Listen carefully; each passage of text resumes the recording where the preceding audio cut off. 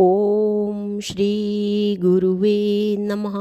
अखंडमंडलाकारं व्याप्तं येन चराचरं तत्पदं दर्शितं येन तस्मै श्री गुरुवे नमः। ओम शांति शांति शांति। ओम। प्रणाम भगवान। भगवान, आज से नया ग्रंथ चरपट पंजरिका गुरु भगवान के आशीर्वाद और मार्गदर्शन से स्टार्ट कर रहे हैं। भगवान, चरपट पंजरिका जो है वो वेदांत केसरी कार्यालय श्री योगानंद आश्रम सत्संग सभा से, जो जिनको आलू वाले बाबा भी बोलते हैं, वहाँ से उन्होंने प्रकाशित की है। तो इसका पहला मंत्र है चरपट पंजरिका का, भज गोविंदम भज गोविंदम भज गोविंदम मूढ़मते प्राप्ते सन्हिते मरणे नहीं नहीं रक्षिते डुक्रिंज करणे। अर्थ है कि हे मूढ़ बुद्धि वाले, तू गोविंद ऐसे ईश्वर का भजन कर, जब मरण का समय समीप आवेगा तब डुक्रिंज करने, डुक्रिंज धातु करने के अर्थ में है। ऐसा व्याकरण का पाठ तेरी रक्षा नहीं करेगा। तो इसका छंद है, भज गोविंदा मूढ़मते रे भज गोविंदा, जब समय मरण का आवेगा नहीं डुक्रिंज पाठ बचावेगा। श्री मत शंकराचार्य जी इस चरपट पंजरिका के कर्ता हैं। उनकी वाणी ललायत्यपूर्ण और चोट करने वाली है, इसलिए यह पंजरिका लोगों को अति प्रिय है। बहुत से मनुष्य इसका नित्य पाठ करते हैं अथवा कंठ में रखते हैं। ऐसा कहा जाता है कि एक समय श्रीमद शंकराचार्य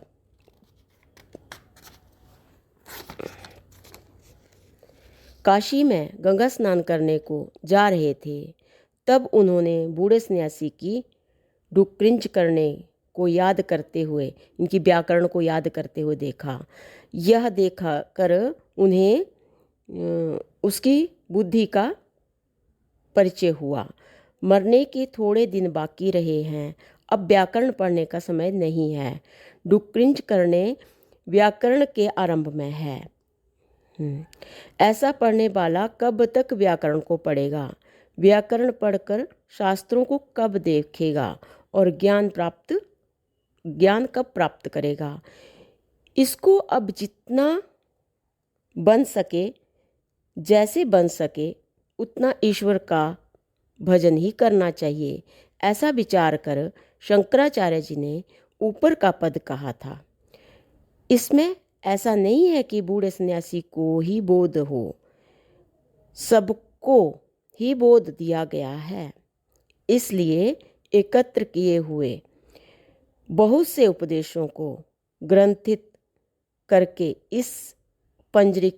यह पंजरिका बनाई गई है।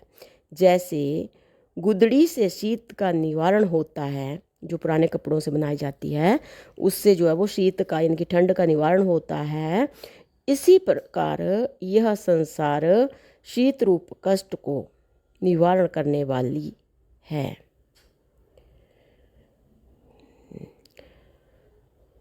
मूढ़मते ऐसा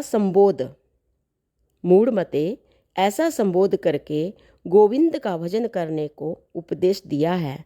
जो मनुष्य अपने हित अहित को नहीं समझता, जो मनुष्य जन्म प्राप्त करके ईश्वर का भजन नहीं करता, मैं और मेरा इस अभिमान से दिन रात प्रपंच में फंसा रहता है, बुद्धि होते हुए भी बुद्धि का सदुपयोग नहीं करता, अपने इस लोक और परलोक सुधारने का यत्न नहीं करता, वह मूढ़ बुद्धि वाला है।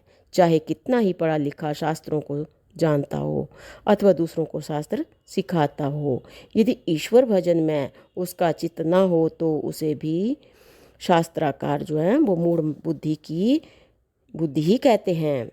प्रपंच के भाव में फंसी रहने वाली बुद्धि चाहे कितनी भी तीव्र क्यों न हो, मूढ़ की कही जाती है।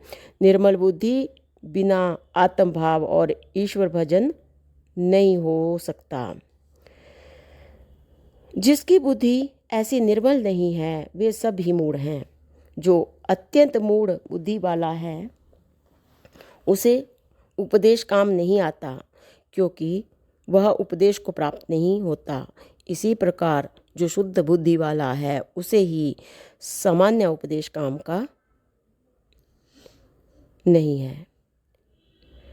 इसी प्रकार जो शुद्ध बुद्धि वाला है उसे भी सामान्य उपदेश काम का नहीं है, क्योंकि वह प्रथम से ही उपदेश का फल प्राप्त कर चुका है।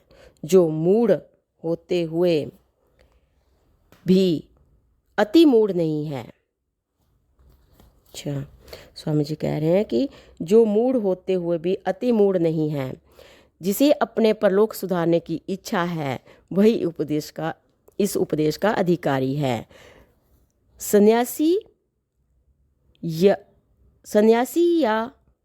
सन्यासी था और बूढ़ा, ऐसा देखकर सन्यासी के भेष में ईश्वर प्राप्ति का भाव मालूम होता था, इसलिए मूढ़ बुद्धि होते हुए भी उपदेश का अधिकारी था। जैसे किसी रेलवे के जंक्शन पर गाड़ी आने में आधे घंटे की देर हो, उस गाड़ी में बैठकर कहीं जाना हो, तो अब आधे घंटे में दाल रोटी भात तरकारी का सामान लाकर रसोई बनाकर खा पी कर निश्चिंत हो गाड़ी में सवार नहीं हो सकते। ऐसे समय पर चने चबाकर अथवा पूरी मिठाई लेकर जल्दी खा पीकर तैयार हो जाना पड़ता है। इसी प्रकार इस मनुष्य शरीर रूप जंक्शन पर सन्यासी था। उसकी गाड़ी जाने में थोड़ी ही देर थी। वह रसोई बनाने की तैयारी रूप व्याकरण का पाठ खोज रहा था। शंकराचार्य जी का उपदेश उसको यह जताता है कि अब समय नहीं है, जितना कुछ बन जाए उतना ईश्वर भजन रूप चने चबाकर तैयार हो जा। तो भगवान इससे आगे जो है वो हम अगले सत्संग से लेते हैं। प्रणाम भगवान। ओम शांति शांति शांति। ओम।